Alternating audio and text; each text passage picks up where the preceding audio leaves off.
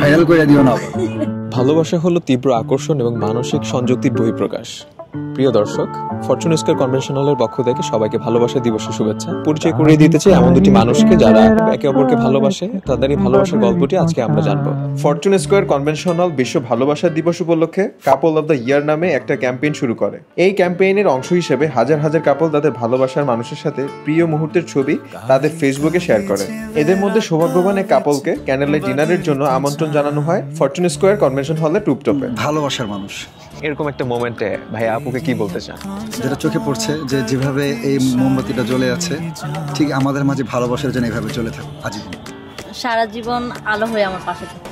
তুমি আর তো কারো না শুধু আমার, যত দূরে সরে যাও রবে।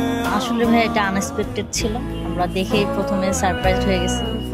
খুবই ভালো ছিল, আর কাটানো মুহূর্তগুলো আমাদের আজীবন মনে থাকবে। খুব সুন্দরভাবে অ্যারেঞ্জমেন্ট করেছে, ওয়েলকাম থেকে শুরু করে প্রত্যেকটা জিনিসই ভালো লেগেছে।